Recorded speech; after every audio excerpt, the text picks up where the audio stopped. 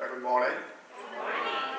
I would like to speak to this about the topic that I was thinking about it last night, about I, me, and myself. It's pretty much what the world is thinking about themselves all alone. It reminded me of one time when I was younger. I was in a training camp. I call it a training camp because they were telling us it was supposed to be a winter camp. But in Canada, there's no such thing as winter camp. It was not a walk in the park. So when we arrived at the camp, it was in the middle of nowhere. There was nothing to get around. So we went through in there with a pack-sack and a sleeping bag. And we had to sleep outside in the wilderness. And my main concern was, okay, we're in the wilderness now. So who's going to sleep at night and who's going to be awake at night? Because you have to face the bear and the mountain lion and the wolf. So we took turns. So the first night I was okay. After that, we're supposed to be there for 2 weeks. So I went along with that. But along the way, I didn't have any device like Bluetooth or laptop. What's the other one? Anyway, the one you listen to music. Anyway, I didn't have that, so I had to rely on my friends. And thank God I have a good friend. This was an Indian, from an Apache Indian.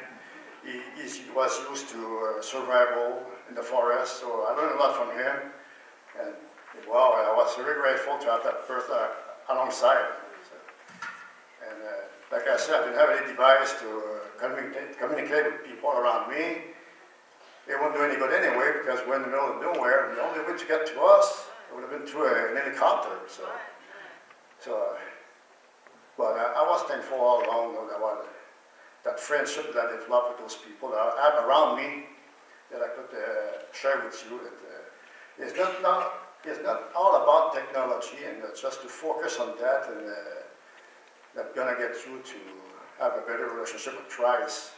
Because at one point in this world, you could see people, I work at UCLA, and I could see all those students walking down the street and texting and listening to music at the same time, and talking on their phone and the music thing, and they bounce against each other.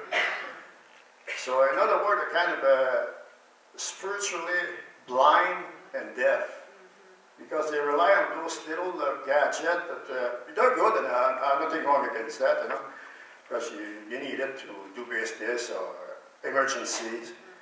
But when it's time to rely to Christ, or our God in heaven, it won't be any good, because you cannot send an email to God or text them. I need to right now. And you start texting God. This is what happened. No, God knows every thought and everything you do. And His Word is so powerful, it goes so deep inside of you, the bone and marrow and beyond. And could try, God is all powerful. He doesn't give up on you. And this is when I was at a training camp one time, that was during the winter. So in Canada, it's not like here, it's not like 80 degrees, and it was about minus 20. And that was supposed to be springtime. So, and I decided, I'm going to go across the river to see if I could catch some rabbits, to eat at night. But the ice was not that thick, and I felt the icy water. And my friend said, don't worry about it. Said, keep moving, keep your head straight like that, And that reminded me, wow, this is what Christ did for us. Stay like that. And keep going, don't give up. So I did, and I went across. I was in the water, so I didn't have a choice. I have to keep moving, otherwise I would have froze to death. But thank God I had just water up to my neck. Otherwise, I would have been the enemy. But that was a particular time in my life that I rely on other people face to face, not on a device, texting. I thank you that you helped me the other day. No, I went face to face with that person. I tell him, thank you for your help. That's right. We're a team, you know. I would have done the same thing for you. So you're in a situation in life, you have to be willing, amen, to lay your life on another person. And it was another occasion when I was a little bit younger. My mom was telling me, so, okay, now I'm going to go to the market. I want you to take care of my sister. So it's okay, I'll do that, you know. And I took that very seriously, you know. So she gave me I call it, occasion to be trustable for my family. And okay, I did that. And the neighbor across the street was calling my sister, oh, come on over. And no, you don't do that. I'm in charge of my sister. Okay. You have to answer to me. So when my mom came back, the neighbor told her that, said, wow, he's my son, you know. He did just do what I told him to do, you know. And it's the same thing in the church. We're a family. We have to stick together. And you cannot let one another to go astray. We have to pray for one another, love one another, and say it like it is, you know. Sometimes it hurts, sometimes it's funny, but it's all for the glory of God. You know? God knows how things, and you want everybody and no one to perish. You want everybody to have a chance and come to Him. And the last, I'm involved now with the Voice of the Martyr, and it started last month, and I was very deeply touched with that movement.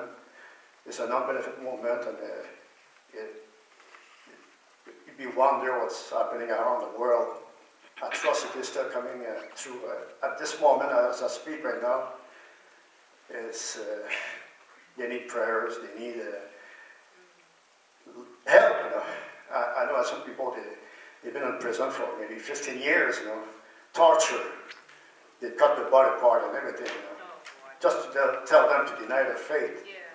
And I wrote to those people to encourage them. I cannot be there right now physically, but spiritually I could be there. And it's something that touched my heart. And I couldn't sleep for 2 days for that. Anyway, thank you so much for listening to me and to God.